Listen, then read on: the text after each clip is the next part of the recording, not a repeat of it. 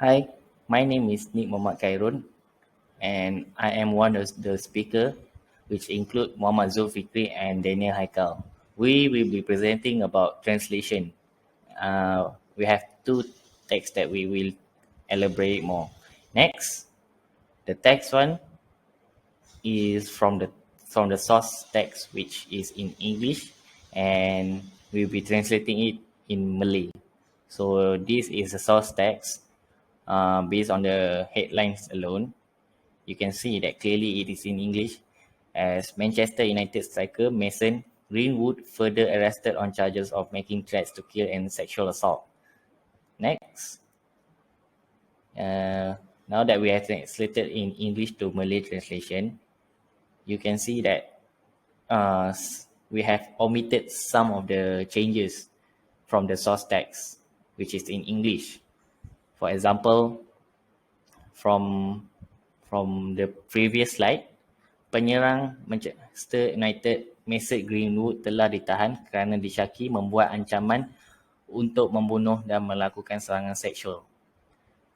And also from the third line on this paragraph, pemain berusia 20 tahun itu yang juga seorang berbahasa England telah ditahan pada hari Ahad lalu kerana disyaki menyerang dan merogol. So we have various reasons and justification as to why we think that this is the appropriate adjustment that we wanted to elaborate. We want to elaborate some more from onto the next slide. Okay, so the first one is that the grammar component that we want to discuss is that kerana. Kerana in Malay is a preposition that is used at the start of clause and before subject and verb. Kerana is used when there is a certain action that is about to happen or has happened. So it is equivalent to because, for, as, but it has a certain rules that needs to be applied when you translate in Malay. So from this caption, you can see that at the left side, Malay translated. Pada mulanya, berita itu datang selepas dia ditangkap kerana disyaki merogol dan melakukan serangan pada hari Ahad lalu. We have highlighted dia because dia represent as a subject and kerana is a preposition that combine dia ditangkap kerana disyaki merogol dan melakukan serangan. Disyaki merogol dan melakukan serangan is a verb, so therefore kerana is used. Next slide. Pada. Pada is a word to indicate time and place. So for example, pada tahun 1958, Malaysia merupakan negara bebas daripada jajahan British. So we can see that tahun 1958 indicates time. Therefore, pada is used. And the second example is pensel itu ada pada cikgu itu. Pencil is a subject which must be used to indicate that cikgu itu adalah object that is used as a place. So when we look at the left of the presentation, Malay translated. Selepas lanjutan pertama diberikan pada hari Isnin. Hari Isnin indicates time, which pada is used. Next. I pass it to Pete.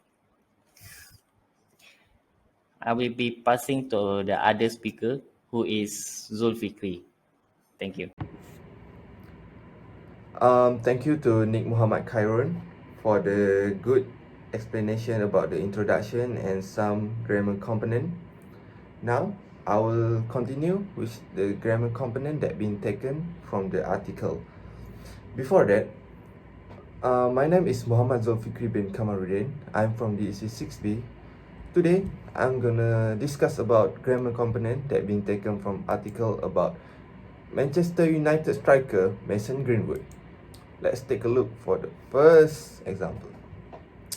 The first one, we have untuk. let's take a look about the text taken. Melakukan serangan seksual dan ugutan untuk bunuh. Alright. Untuk is a conjunction that join together other word or group of word. For example, Kasim membeli bunga untuk Chloe.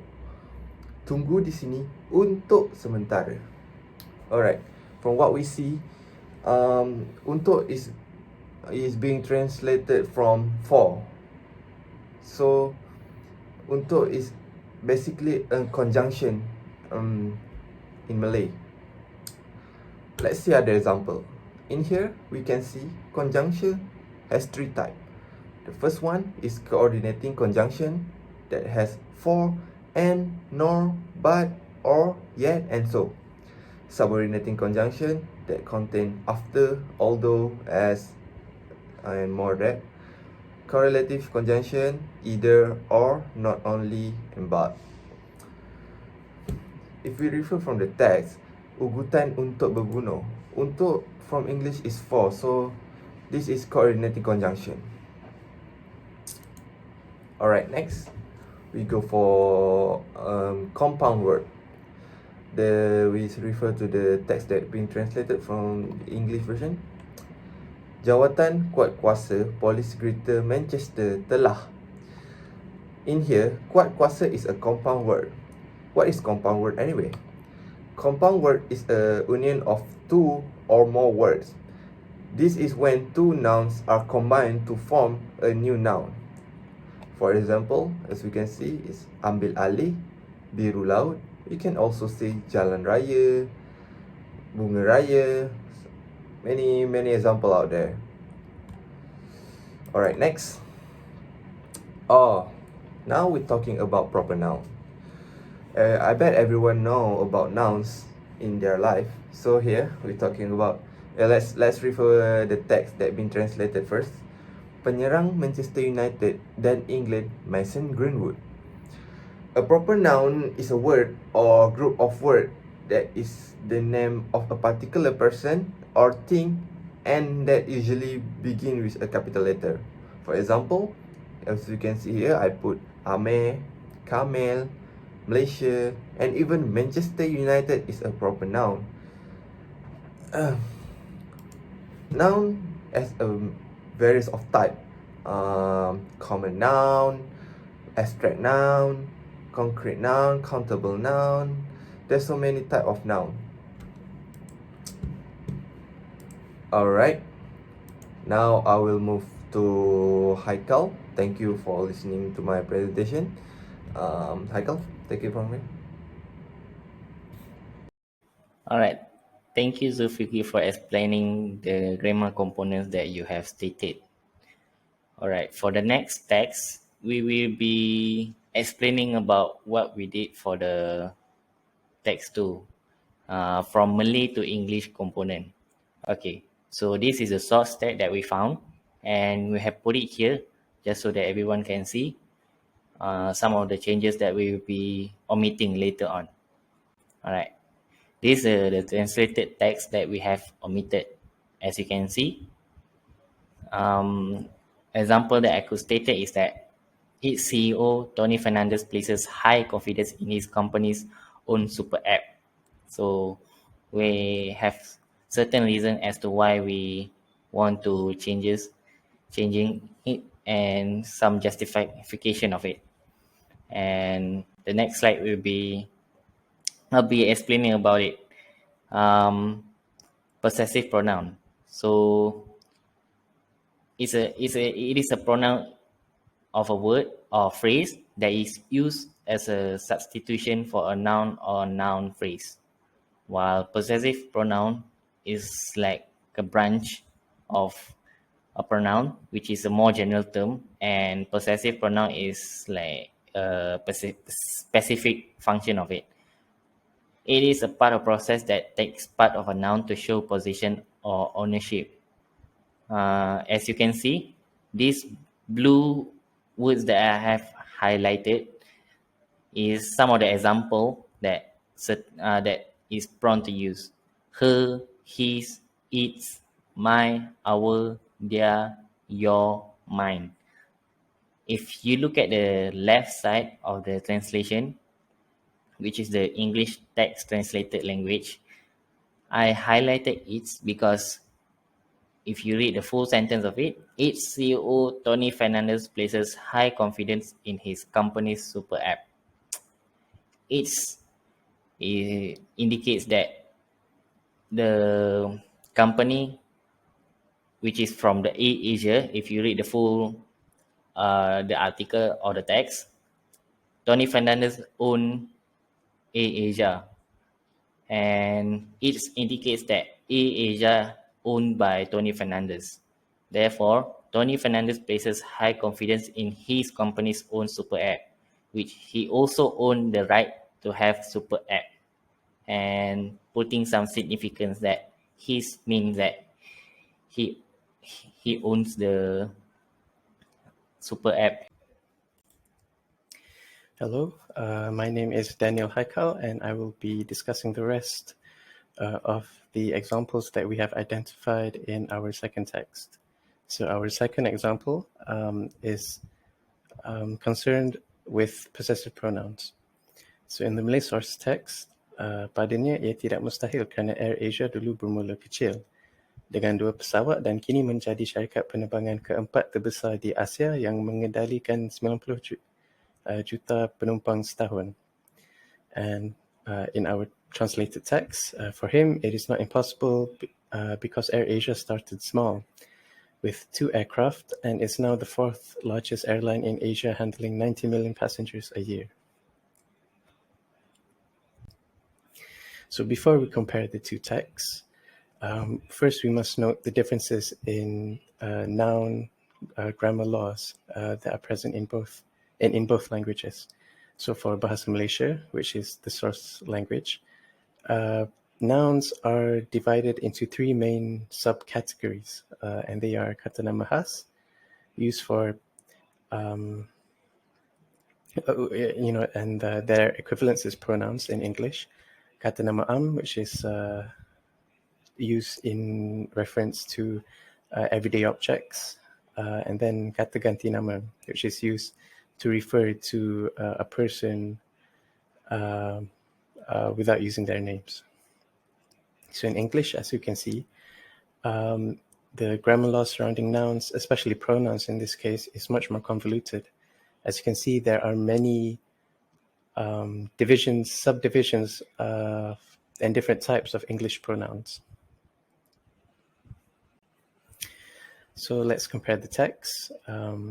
In the original text, padanya ia tidak mustahil kerana AirAsia dulu bermula kecil. So kata ganti namanya is used to refer to Tony Fernandez. For our text, for him, it is not impossible because AirAsia started small. An object pronoun in third person, in parentheses male, in this case him, is used to refer to Tony Fernandez. The third example is concerned with transitive verbs. So the original text goes like so. AirAsia Group meletakkan sasaran untuk menjadi syarikat penghantaran makanan dan seru pandu terbesar di rantau ini. We translated that text into AirAsia Group is targeting to become the largest food delivery and e-hailing company in the region. Okay, so what are transitive verbs? A transitive verb is a verb that requires an object to receive the action. So in this case, in the original text, AirAsia Group meletakkan sasaran untuk menjadi syarikat penghantaran makanan dan seru pandu terbesar di rantau ini. So the transitive verb in question is meletakkan, and the object is the sasaran, or like the target to become, untuk menjadi syarikat penghantaran makanan dan seru pandu terbesar. Likewise, in English, AirAsia Group is targeting, which is the transitive verb that we are looking at, to become the largest food delivery and e-hailing company in the region. And the subject is likewise, to become the largest food delivery and e-hailing company in the region. Okay, so moving on to the fourth example, adjectives. Okay, so the original text, CEO-nya, Tony Fernandes, meletakkan keyakinan yang tinggi terhadap super app yang dimiliki syarikatnya.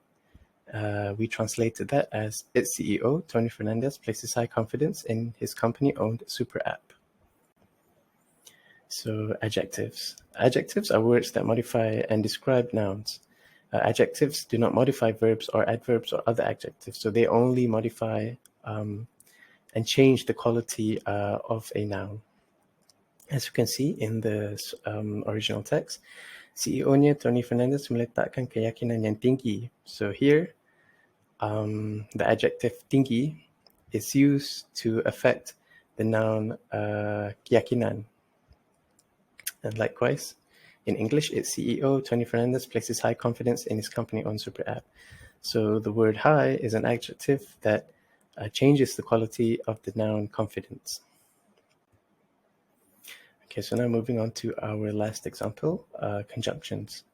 So in the original text, sebelum itu dalam bulan November 2021, mereka memperkenalkan Air Asia Express, servis penghantaran barang on demand ala Lalamove dan Grab Express. Our text, earlier in November 2021, they introduced Air Asia Express, a Lalamove and Grab Express style on-demand delivery service. Okay, so talking about conjunctions. Conjunctions are words that link other words, phrases, or clauses together. So in the original text, dan is used to link Lalamove and Grab Express, and we can see likewise and is used to a similar effect in our translated text, combining or linking up Lalamove and Grab Express in the same sentence. Okay, so that concludes our video presentation. As a conclusion, why is it important for translators to take into account grammar components when translating different texts and when translating text? So this is firstly to accurately convey the intended meaning and ideas of the original text, and secondly to achieve naturalness in the translated text. Thank you very much for watching. That's all from our group.